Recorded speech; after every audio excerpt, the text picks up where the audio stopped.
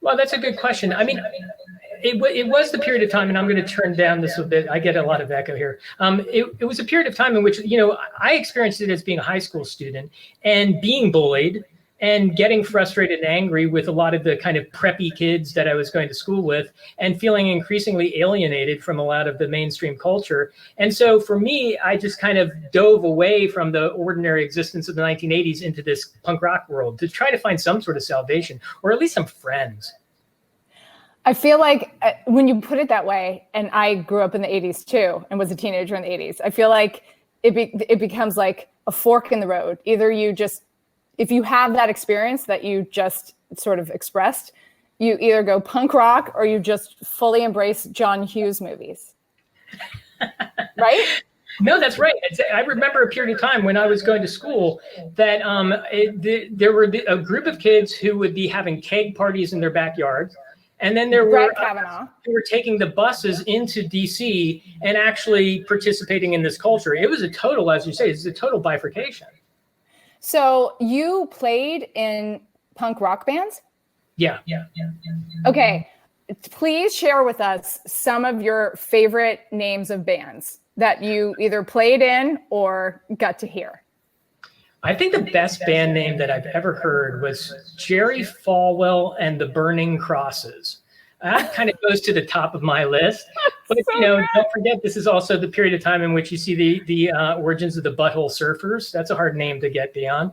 Jodie Foster's Army. That was a good one. I don't remember that. Oh, yeah. They were great. Millions of Dead Cops. There were a lot of like really highly political bands that were but also they had at the same time, they were also they had a good sense of humor. Yeah. I feel like Millions of Dead Cops. I feel like it's time for them to come back and have some concerts. I do think, just a little callback to the top of the show, what do you think? Do you think these would be two good punk rock band names, Viral Load or Yeast Starter? Are those good? Are you sure they haven't already been taken up? I'm not sure. I will do my due diligence before starting my punk rock band. Got it. No, those are good. I like them a lot. Okay. If that record came out, I'd be buying it in a second. Thank you. I'm going to release it on cassette, dude. Okay. Awesome. Thank you, Kevin. Thank you.